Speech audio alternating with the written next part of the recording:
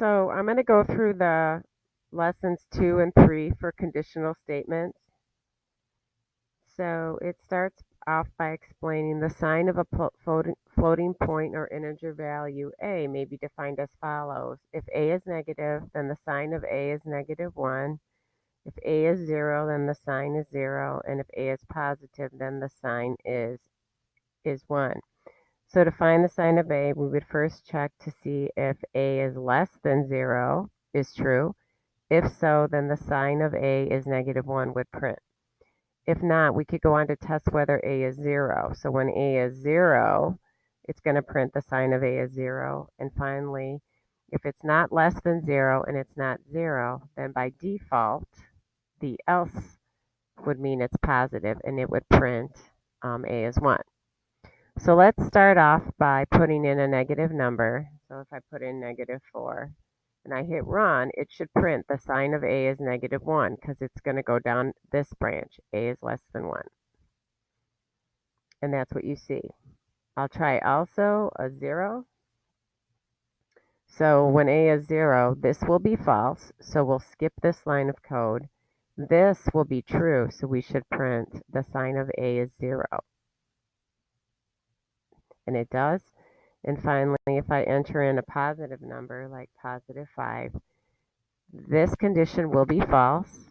This condition will be false. So if this is false and this is false, then by default, we're going to do this statement where it says the sign of a is 1.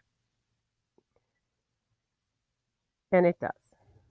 Now, in this code, there's a longer if-else, which is going to determine the day of the week that we're going to set the variable day to, the string variable. And after we set the variable day equal to whatever we want it to based on the value, it will print the day is whatever. So notice that it starts off by 1. So when I run this program, it should say the day is 1. And it does. Or I'm sorry, the day is Sunday, because day is Sunday. Okay, let's pick another number. Let's pick 5. So if I change this to 5, if a is 1 is false, else if a is 2 is false, else if a is 3 is false, else if a is 4 is false, and finally, if a is 5 is true, so now day equals Thursday. The rest of these will be skipped, and so when I print out the day is, it'll print the day is Thursday. So let's check that.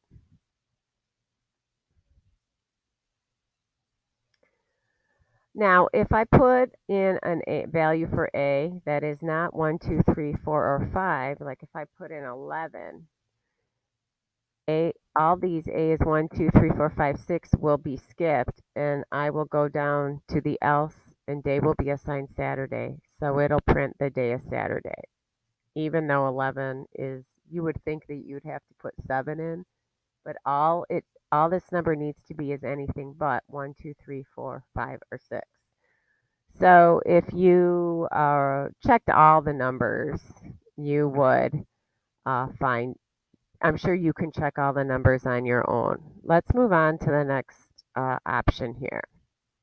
So this one's a little tougher. It says the purpose of this program, when it is complete, is to calculate the finance charge to a loan using this algorithm.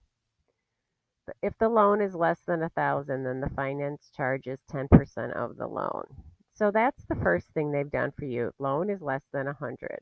They've given you this equation, loan times 10 divided by 100. I actually find that to be kind of difficult to understand myself. So I'm going to change this. Maybe that is part of the problem. So when you do a finance charge, it's the original amount. So that would be like multiplying the loan by 1 plus 0.1 times the loan. So it would look something like this if you wanted to stretch it out. So if I take the original loan amount and I multiply it by essentially 1.1, that will give us the 10% finance charge on the loan amount. So the loan amount is the loan, whatever I put in, the finance charge is, and that is the value of F. Oh, I see. And then F is loan plus F. Okay, let me make this 0.1 then, because I found the other way to be confusing. All right, so back up the truck. The finance charge is 10% of the loan, so I'm just going to say that's just loan times 0.1. I guess I don't need all these parentheses. Let me take that out. Okay, so let's test it. So let's put in, let's see, I have a table below. So here's a $500 loan amount, and if I've done it correctly, the total cost of the loan should be $500. Let's go ahead and run. And I've got an error. F might not have been initialized.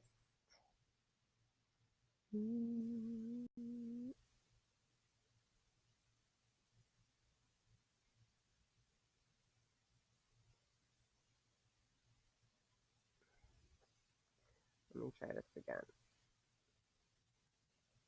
Oh, I know why this is doing it. I think it wants an else. So let's just do this. I'm going to make this F equals 0. That it'll run now. Okay. All right. So we did get the right answer. So when my loan amount is $500, 10% of that is $50. And if I add the loan amount to the finance charge, I get $550. Okay, so that's like the first bullet point. Let's do the rest of them. If the loan is at least 1,000, so that means it's greater than 1,000, greater than or equal to 1,000, but less than 5,000, then the finance charge will be $50 plus 7% of the loan amount. So now we want to add to this this statement. We're going to say else if. So now I actually have two conditions to satisfy. I'm going to say if the loan is greater than or equal to 1,000,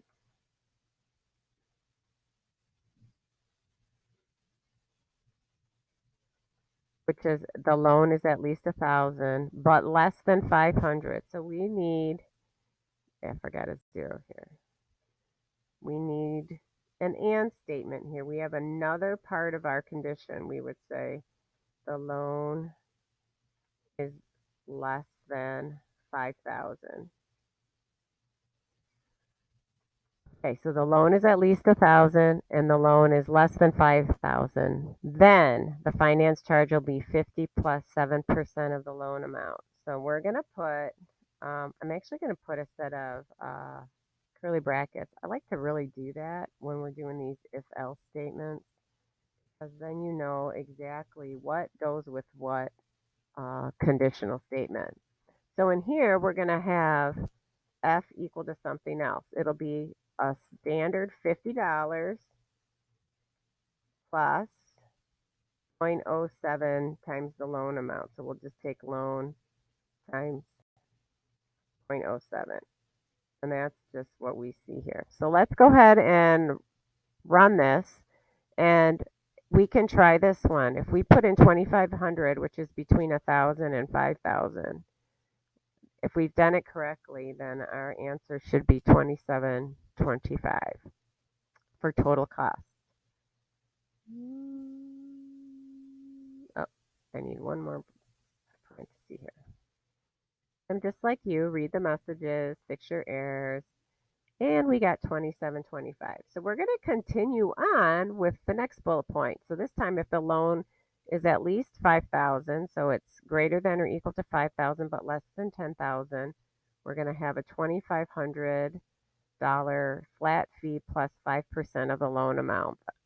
So since I got the last one right, I'm going to copy and I'm going to paste, and I'm just going to change what I need to change. So this time it's greater than 5,000 and less than 10,000. And this time the flat amount is $250 and plus the 5% of the loan amount.